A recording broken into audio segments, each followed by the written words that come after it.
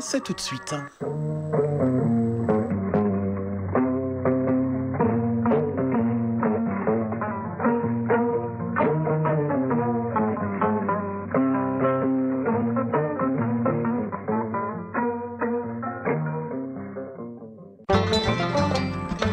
À la une de l'actualité, un nouvel élan pour la filière karité grâce à des accords signés hier avec les industriels. L'idée est de renforcer la transformation locale du karité, améliorer la chaîne de valeur et garantir de meilleurs revenus aux acteurs du monde rural. Le Mali porte la voix de l'AES au 28e congrès postal qui s'ouvre aujourd'hui à Dubaï.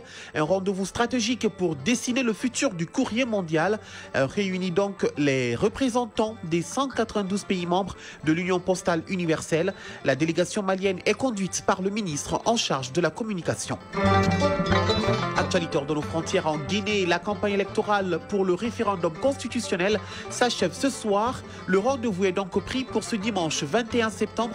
6,7 millions d'électeurs sont appelés à se prononcer pour ou contre la nouvelle loi fondamentale.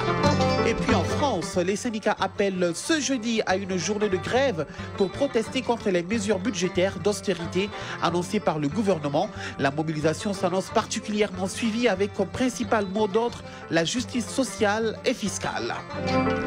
En fin de journal, nous tenterons de répondre à ces questions. Que prévoit réellement la législation malienne en matière de bail? Quelles sont les différentes formes de contrats locatifs reconnues par la loi? Relations entre bailleurs et locataires dans la chronique judiciaire. Mais avant, il y aura le sport, Ligue des champions d'Europe de football.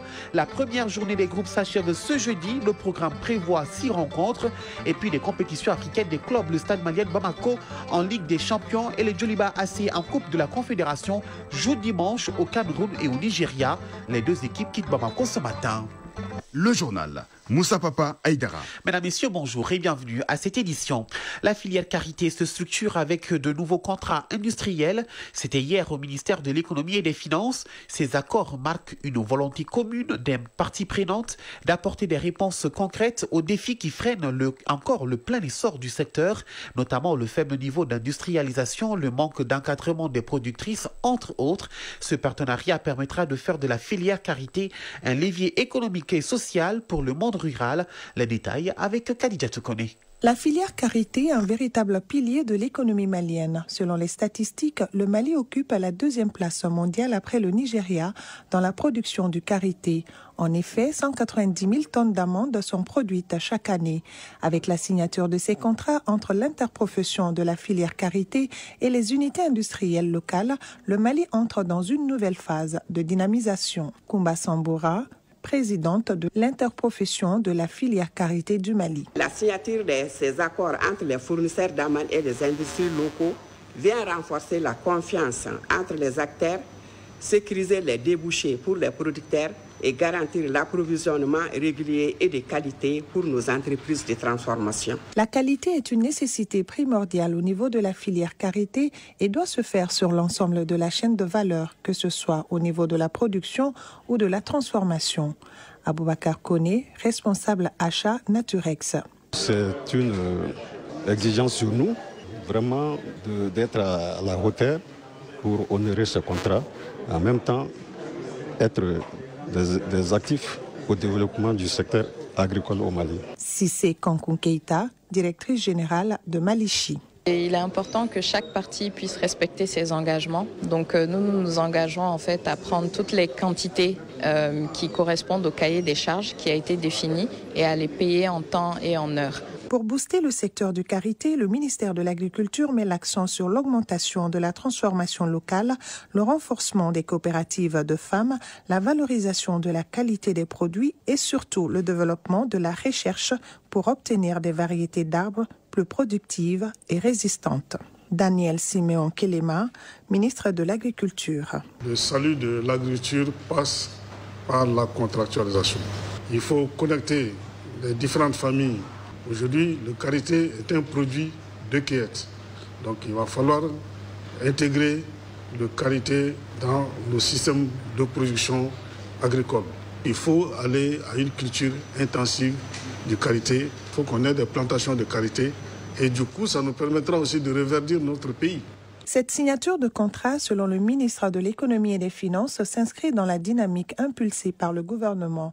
Faire de la transformation structurelle de l'économie nationale par l'industrialisation est un axe prioritaire de la politique de développement des autorités. Alouseni Sanou, ministre de l'Économie et des Finances. Ces signatures viennent justement dans le cadre de la vision que nous avons toujours recherchée du développement rural dans notre pays, du développement industriel dans notre pays. Cette vision est un élément important de la vision Mali 2063, Mali Kouragnetasra Kaben Sambaflani Bioronis Khavama et la stratégie nationale pour l'émergence et le développement durable. L'agriculture est le cœur de cette vision. Le ministre Sanou a également réaffirmé l'engagement du gouvernement à faire de ce partenariat un exemple de coopération réussie pour une industrie malienne robuste, compétitive et génératrice d'emplois durables. Dubaï abrite ce jeudi le 28e congrès postal universel. Les délégués des 192 pays membres de l'Union postale universelle vont redéfinir les perspectives postales pour les 4 prochaines années. Le Mali est présent à travers une délégation conduite par le ministre en charge de la communication, Alamdou Agui Ilien, qui a justement présidé hier une réunion au nom de l'AES. Il avait à ses côtés le ministre burkinabé de la transition digitale, envoyés spéciaux à Dubaï, Nyanya Aliou Traoré et Tchedja Moussa Kamara. L'AES en rang serré au 28e congrès postal universel à Dubaï. Il s'agit de donner plus de chances aux pays de la Confédération AES pour accéder aux organes de l'Union postale universelle, l'UPU. Saïdou Pona Sankaré, président AMA RTP. L'Afrique a beaucoup de difficultés à parler d'une même voix. Donc aujourd'hui, vu l'importance du secteur postal pour le Mali, il est donc de notre devoir de travailler ensemble de concert avec les différents pays de l'AES pour parler d'une même et seule voix. Ibrahim Saba, directeur général de la Poste du Burkina Faso.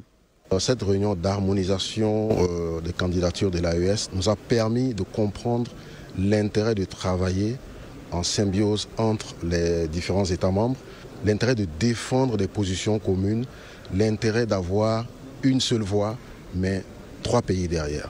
Et aussi, ça permet de ne pas se disperser, de mener des actions coordonnées et de moins se fatiguer et de couvrir l'ensemble des États qui sont présents. Cette réunion se tient en prélude à l'élection ce jeudi aux organes décisionnels de l'organisation, notamment le conseil d'administration de l'UPU et le conseil d'exploitation postale. Les délégations maliennes, burkinabées et nigériennes ont largement exposé aux ministres des pays membres de l'organisation les ambitions pour les différents postes à pourvoir pour la Confédération. Ibrahima Aïdara, président directeur général de la Poste. Aujourd'hui, la stratégie, c'est vraiment arriver à faire une harmonisation des positions et donc aller en bloc ensemble à ces élections-là. Je rappelle que les élections concernent le conseil d'administration de l'Union postale universelle, qui est la 2e institution spécialisée de l'ONU, mais aussi le conseil d'exploitation postale, qui est l'organe technique de l'UPU. Avoir une présence dans ces 2 organes pour les pays de l'AES est un objectif. Le Mali, aujourd'hui, depuis le congrès d'Abidjan, en 2021, est membre du conseil d'administration de l'UPU. Et le Mali souhaite renouveler son mandat au sein de ce conseil. Et le Burkina souhaite aussi renouveler son mandat au niveau du conseil d'exploitation postale. Les ministres de l'AES en charge de la communication ont tenu à rappeler à leur délégation l'importance de porter ensemble les candidatures africaines en général et celles de la Confédération en particulier. Al-Hamdou Ag Ilien, ministre de la Communication, de l'économie numérique et de la modernisation de l'administration. Compte tenu de l'importance de la Poste dans le développement du pays, et dans l'histoire même du monde, et surtout aussi que la Poste est à la croisée des chemins aujourd'hui. Dans tous les pays aujourd'hui, la Poste est en réformation. Et aujourd'hui, nous sommes en train de passer à la phase de digitalisation et pour que la Poste, au niveau du guichet unique, rende des services immenses au développement de nos pays respectifs. C'est pour marquer vraiment le terrain de l'AES dans toutes les organisations internationales. Parce qu'il y a des gens aussi qui nous abordent en tant qu'AES. Ça, c'est déjà important et nous répondons en tant qu'AES. C'est uni face aux défis de l'avenir de l'Union postale internationale que la réunion a pris fin.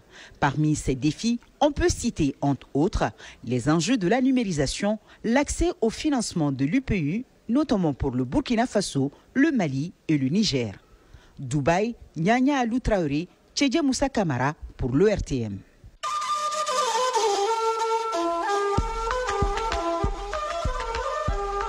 AES, Actualité.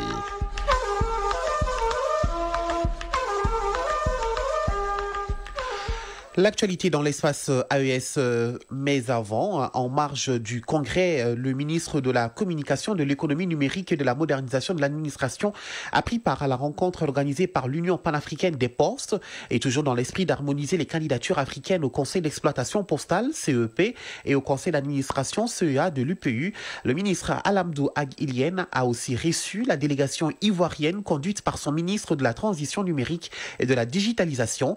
Khalil Konaté est venu s'assurer du soutien malien en faveur du candidat ivoirien Isaac Nyamba Yao au poste de vice-directeur du bureau de l'UPU. Parlons AES à présent, fin de séjour du président sierra-léonais Julius Manda Bio au Burkina Faso. Le président de la République de Sierra Leone a quitté Ouaga au terme d'une visite d'amitié et de travail de 24 heures.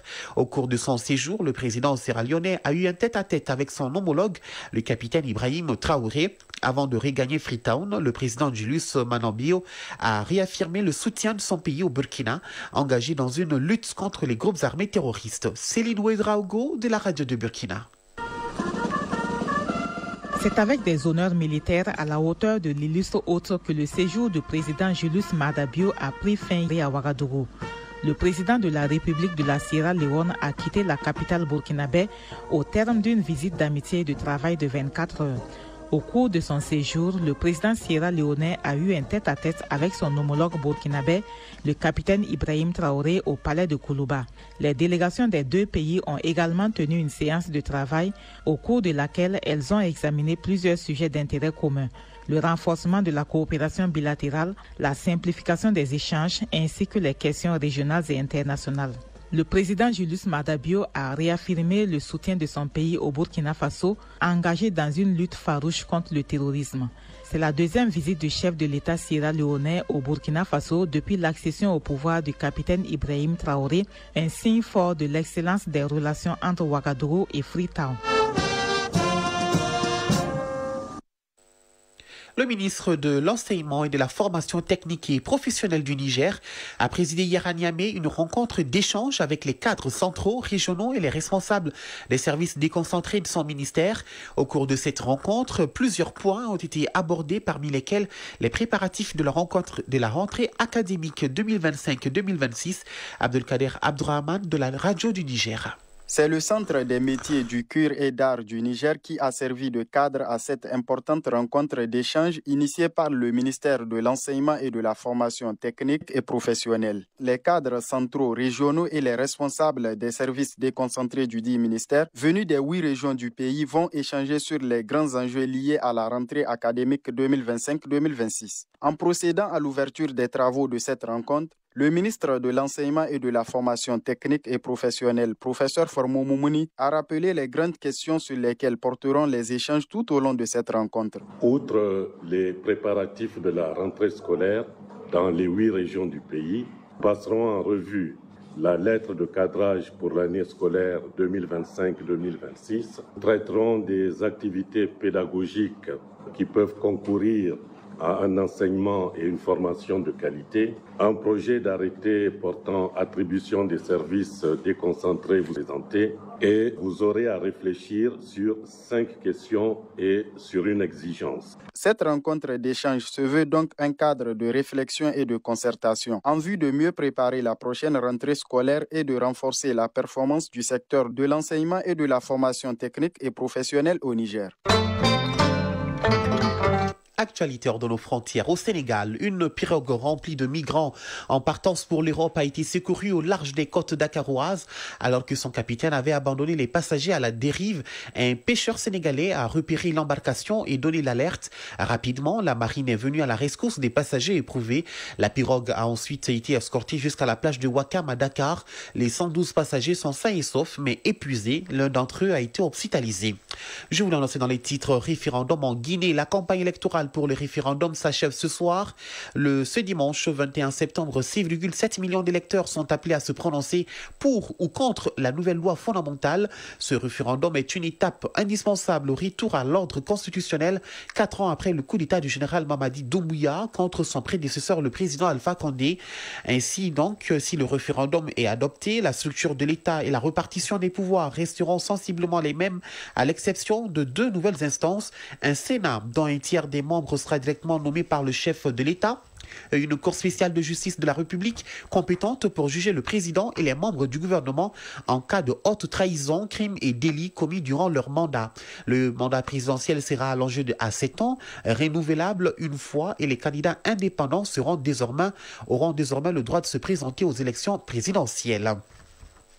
En France, les syndicats appellent ce jeudi à une journée de grève pour protester contre les mesures budgétaires d'austérité annoncées par le gouvernement.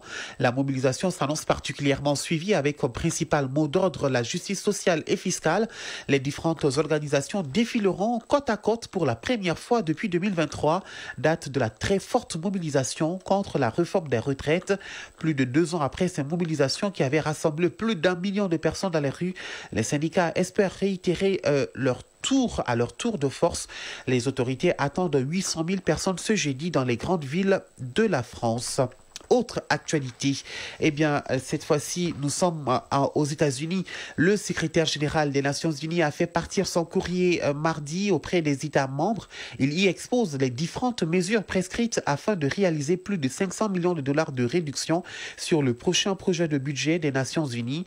De nombreuses conséquences sont à prévoir, même si les États africains et en voie de développement devraient être épargnés des principales économies. Antonio Guterres a annoncé aux États membres et aux personnel de l'ONU cette réduction de plus de 15% du budget régulier, soit environ 500 millions de dollars, et la suppression d'environ 19% des postes financés par cette partie du budget. Les comptes d'appui aux opérations de maintien de la paix sont également soumis à des réductions. Le sport.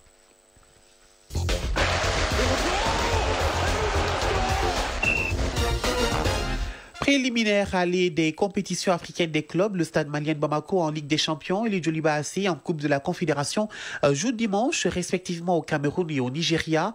Les 2 équipes quittent Bamako ce matin à partir de 9h. Et puis Ligue des Champions d'Europe de football, la première journée de groupe s'achève ce jeudi. Le programme prévoit 6 rencontres. Dans la leçon du sport de ce jeudi, Isaac Chenou s'intéresse à l'installation du saut en longueur en athlétisme, l'une des épreuves phares des concours. Le développement de l'actualité sportive avec Fotigi Tunkara. Sur le continent, le week-end sera marqué par les matchs allés du premier tour préliminaire de la Coupe de la Confédération et de la Ligue des champions d'Afrique de football. Les représentants maliens, les Djoliba AC en Coupe de la Confédération et le Stade Malien de Bamako en Ligue des champions jouent ce dimanche. Les Djoliba jouera contre Abia Warriors du Nigeria à 15h au Stade international Godwill Akpabio du Nigeria. Le Stade Malien de Bamako affrontera Tempête Mokaf de la Centrafrique en match délocalisé au Stade Japoma de Douala au Cameroun à 14h. À la veille de leur départ, les 2 équipes ont respectivement reçu hier à Sotiba et à Makono la visite d'une délégation de la Fédération malienne de football venue les motiver et leur manifester son soutien. Déjà mardi, les Blancs de Bamako avaient convié la presse sportive à laquelle les 15 premières minutes de l'entraînement de l'équipe étaient ouvertes. Famour Djourté a assisté à cette séance d'entraînement des Blancs de Bamako. Voici son reportage. Pour cette nouvelle aventure continentale, les dirigeants du Stade Malien de Bamako n'ont pas hésité à mettre la main à la poche. Une douzaine de recrues ont rejoint l'effectif durant l'intersaison. Au complexe sportif Fouseni Diarra de Sotiba, les préparatifs vont bon train. Moril Mesak Njoya, entraîneur du Stade Malien de Bamako. Les préparatifs se passent bien dans la mesure où nous avons eu assez de temps pour le faire. J'avoue qu'il faut parfois donner un peu de temps à certains joueurs pour pouvoir s'adapter. L'objectif du club de Sotiba est d'atteindre la phase de poule de la Ligue des champions de la CAF cette saison, ce qui serait une première pour le club depuis l'instauration de la formule actuelle en 1997. L'enjeu est donc de taille, une place au second tour préliminaire et à terme un ticket pour la lucrative phase de poule. Hama Mandian, capitaine et milieu de terrain du Stade Malien de Bamako. D'habitude, nous sommes dans la Coupe CAF qui n'a rien à voir avec la Ligue des champions. Il faut beaucoup travailler encore plus pour pouvoir entamer les matchs de la Ligue des champions. Et notre objectif, c'est de rentrer en phase de poule. Et nous allons tout faire aussi pour y accéder. Une double confrontation entre 2 clubs historiques. Le Stade Malien de Bamako et l'AS Tempête de la République centrafricaine sont les plus titrés dans leur pays. Le représentant malien, fort de ses 21 titres de champion et 24 coupes du Mali, fait face à une formation centrafricaine tout aussi redoutable. L'AS Tempête est 12 fois champion de Centrafrique à égalité avec l'Olympique Real de Bangui et 7 fois vainqueur de la Coupe nationale. La manche allée entre l'AS Tempête Mokaf de la République centrafricaine et le stade malien de Bamako, comptant pour le premier tour préliminaire de la Ligue des champions de la CAF, est programmée pour dimanche 21 septembre 2025 à 14h GMT au stade Diapouma de Douala au Cameroun. Ligue des champions d'Europe de football, la première journée des groupes prend fin ce soir avec 6 matchs à l'affiche. Club Brugge, Monaco à 16h45, FC Copenhague, Bayer Leverkusen à 16h45, Eintracht Francfort, Galatasaray à 19h, Manchester City, Naples à 19h, Newcastle, FC Barcelone à 19h et Sporting Club Kairat Almaty à 19h. Hier, au compte de cette première journée de groupe, les Grecs de l'Olympiakos et les Chypriotes de Paphos ont fait match nul 0-0. Les Tchèques de Slavia Prague ont été accrochés par les Norvégiens de Bodo Glimt 2 buts partout. Ajax s'est incliné devant Inter Milan 2-0. Le Bayern Munich a disposé de Chelsea 3-1. Liverpool a dominé Atlético Madrid 3-2. Le PSG s'est incliné devant Atalanta 4-0. La leçon du sport de ce jeudi est consacrée à l'installation du saut en longueur en athlétisme. De la famille des concours, le saut est une épreuve d'athlétisme dans laquelle l'athlète doit parcourir la plus grande distance par un saut soit horizontal dans le cas du saut en longueur et du triple saut, soit vertical avec le saut en hauteur et le saut à la perche. Isaac Yenou nous parle des installations du saut dans cette leçon. L'athlétisme, en tant que sport universel, offre une variété d'épreuves qui mettent en avant la force, la technique et l'agilité des athlètes. Parmi ces épreuves, les disciplines de saut se distinguent par leur diversité et leur complexité. Parmi les sauts, Adama Kone s'intéresse aujourd'hui au saut en longueur. L'officiel technique nous présente les installations de cette épreuve. Une fosse de sable de 9 mètres de long au moins et sur 2,85 m minimum. Sinon, jusqu'à 4,30 m au maximum pour des fosses de 2 couloirs de long. Après la fosse, on a une planche d'appel qui se situe de 1 mètre à 3 mètres de la fosse. Et la planche d'appel a une longueur de 1,22 m pour une largeur de 20 cm et l'épaisseur de 10 cm. Après, il y a une planche de plasticine pour laisser la trace au cas où le pied de l'athlète dépasse la planche. Et la planche de plasticine est de 10 cm de large sur 1,22 m. Il y a un couloir d'élan qui fait la largeur d'un couloir de course, 1,22 m, avec une longueur minimum de 35 mètres et qui peut aller au-delà de 40 mètres. Vous avez pour le mesurage de la vitesse du vent l'anémomètre qui est obligatoire dans une compétition officielle pour prendre la vitesse du vent. On a aussi l'horloge de concentration, là où on met le temps d'essai qui est de 1 minute pour le saut en longueur. On a un tableau d'affichage pour mettre le nom de l'athlète qui doit passer et le tour. On a 3 systèmes de mesurage homologués par World Athletics. D'abord le ruban en acier, le mesurage électronique, le mesurage par vidéo. Dans le déroulement, un minimum de qualification directe existe avant la finale. Les épreuves de saut en athlétisme présentent une richesse de technique et d'exigence physique qui fascinent les amateurs de ce sport. Cette nouvelle du basketball pour terminer. Les interligues sont reportées en décembre prochain, initialement prévues du 20 au 30 septembre courant à Ségou. La compétition est finalement reportée par la Fédération malienne de basketball en raison des contraintes budgétaires. Chronique judiciaire. Au Mali, la relation entre bailleurs et locataires censée reposer sur la confiance et le respect mutuel se solde bien souvent dans la douleur et le contentieux. L'expulsion ultime recours judiciaire pour le propriétaire marque la rupture d'un lien devenu conflictuel. Mais que prévoit réellement la législation malienne en matière de bail? Quelles sont les différentes formes de contrats locatifs reconnues par la loi? Dans cette chronique judiciaire, nous explorons les rouages de la procédure d'expulsion entre droits, devoirs et désolution avec Gary Pérou. Qu'il s'agisse d'un bail d'habitation commercial ou à usage professionnel, l'expulsion d'un locataire ne saurait jamais être considérée comme une mesure anodine. Acte grave, souvent lourd de conséquences sociales et humaines, elle demeure encadrée par une procédure judiciaire dans le respect de l'état des droits. Maître Boubacar Diallo, président de l'ordre des huissiers commissaires de justice. L'expulsion, c'est une mesure judiciaire. Il faut à la base une assignation. L'assignation permet de mettre les griefs dans un document adressé au juge, c'est-à-dire le président du tribunal ou ou son représentant pour statuer sur une décision, statuer sur un fait qui concerne l'occupation illicite ou illégale d'un endroit, ou à peu près, même si l'occupation est légale, mais que la personne qui s'y trouve n'arrive pas à payer le loyer convenu. Les fondements pouvant motiver une telle démarche sont précis. Le bailleur, pour agir, doit invoquer des motifs légitimes, dûment établis et se conformer aux règles en vigueur. Il faut au préalable une décision de justice. Ensuite, il faut passer par un huissier pour qu'il donne un commandement au fin de délaisser les lieux. Et il faudra un PV d'expulsion qui comprend les pièces que vous avez fait sortir. Les pièces une à une. Énumérer ces pièces-là sur un document qu'on appelle procès-verbal d'expulsion. Et ce PV-là est signé par la personne expulsée. À défaut, s'il s'abstenait de signer, cette mention est inscrite sur le PV. Et après cela, il s'agit de faire place nette. Maintenant, si ces conditions ne sont pas respectées et que quelqu'un vient comme ça, il ne vous donne pas une décision de justice, il ne vous donne pas un commandement pour délaisser les lieux, et qu'il vient comme ça, vous expulsez, là, je pense que vous avez droit à des réparations.